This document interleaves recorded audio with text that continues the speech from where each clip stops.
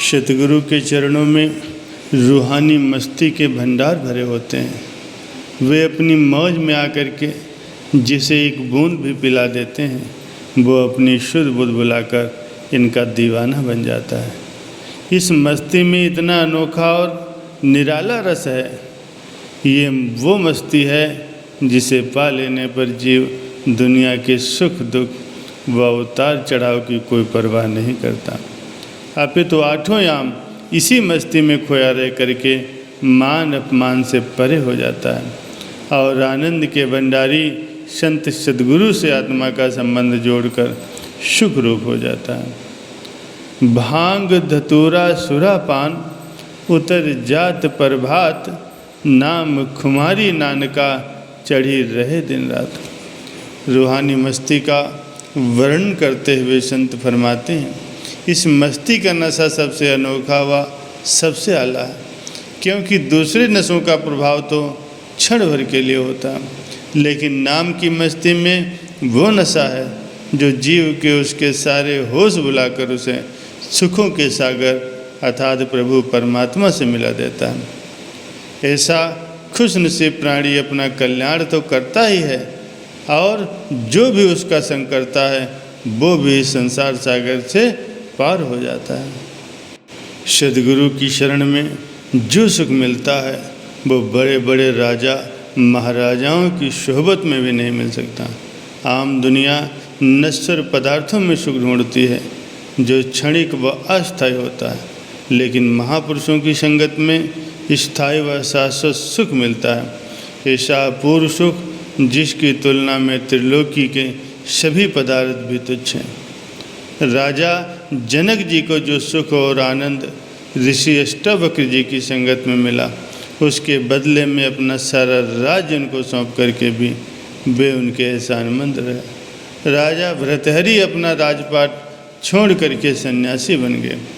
भरत जी ने भगवान राम के प्रेम में सभी राष्ट्रीय सुख सुविधाएँ होते हुए भी भगवान राम के वनवास के अवधिकाल में तपस्वियों जैसा जीवन व्यतीत किया। मीराबाई ने रानी होकर भी हकीकी सुख को पाने के लिए महलों के सुखों को त्याग दिया और भगवान श्री कृष्ण जी की जोगन बनने में ही सच्चा आनंद पाया। इस मस्ती का आनंद तो वही जानते हैं जिनको ये प्राप्त करने का सौभाग्य मिला होता है। कहते हैं एक प्रेमी ने प्रभु प्रेम का रसपान किया हुआ था। जाड़े के दिनों में वो रात को एक भटियारे की भट्ठी में पड़ी गर्म राख के ऊपर सोया रहा। इस कौतुक को उस राज्य का राजा अपने महल की खिड़की से खड़ा होकर के देख रहा था। उसे ऐसे हालात में भी इतने मज़े से सोता हुआ देखकर राजा बड़ा आश्चर्यचकित हुआ। उससे रहा न गया। उसने अपने कर्मचारी को भेजकर उसे बुला लाने का आदेश दिया। कर्मचारी ने जाकर के उसे राजा का आदेश कह सुनाया। वो प्रेमी अपने साथ राजा के महल में पहुंच गया। राजा ने उससे पूछा, आपने रात कैसे बिताई?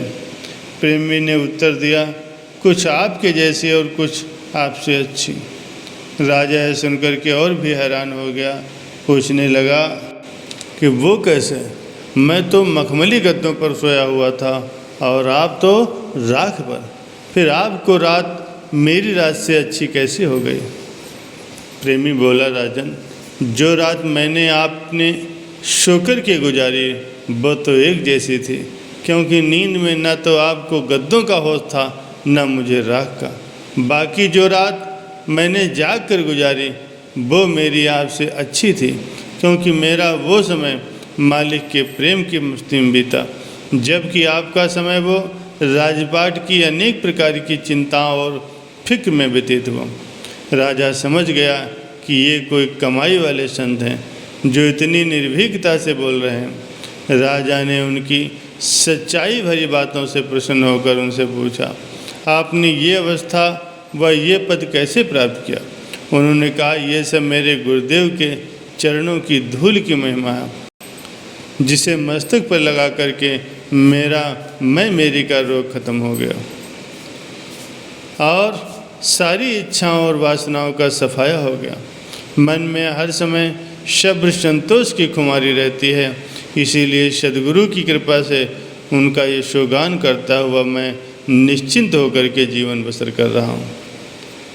राजा उस प्रेमी की बातों से बहुत ही प्रभावित हुआ और उस प्रेमी को आग्रह करने लगा कि मुझे भी अपने श्री सद्गुरुदेव महाराज जी के दर्शन करवा करके नाम की अनमोल दात प्रदान करवाएं। उस प्रेमी ने राजा को भी सच्ची दात से माला माल कर दिया। उन संतों की अमृत बड़ी वाणी को सुनकर के राजा का हृदय सच्चे आनंद से झूम गया। गुरुवाणी में वर्णन आया है, हर घी अघाने अमृत बाने शब्र सुखा मन बूठे। फरमाते हैं कि सारी खुशियाँ उनके हृदय में निवास करती हैं जो महापुरुषों की अमृतवाणी का पान करके तृप्त हो जाते हैं। सद्गुरु का प्रेम पाकर प्रेमी का हृदय प्रफुल्लित हो जाता है।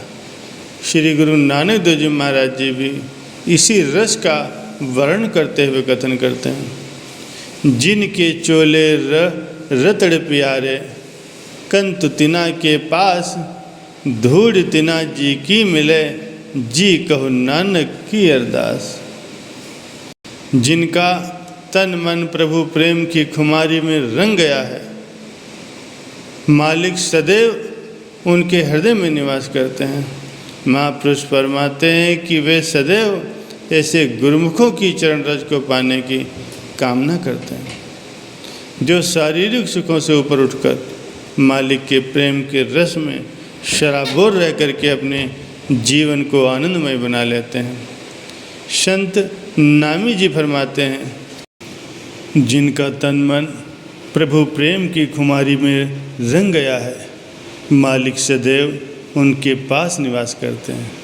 महापुरुष फरमाते हैं कि वे सदैव ऐसे गुरुमुखों की चरण रज को पाने की कामना करते हैं जो शारीरिक सुखों से ऊपर उठकर मालिक के प्रेम के रस में शराबोर रह करके अपने जीवन को आनंदमय बना लेते हैं। संत शामी साहब जी ने फरमाया है, राजी होकर जिसको प्रभु ने दिया भक्ति का दान, शामी उसने क्या करने जब तब तीर्थ स्नान। स्वर्ग के सुख भोगों को समझे वो धूल के समान, निर्लेप हो जग में रहे न चाहे मान सम्मान। रहता मस्त जो प्रभु मस्ती में ही में श्रद्धाधार, शामी उस पर उतरे सद्गुरु की रहमत अपार। जन्म मरण का दुख मिट जाए उतरे सारा भार, सहजे ही वो पा जाता जीवन का सुख सार।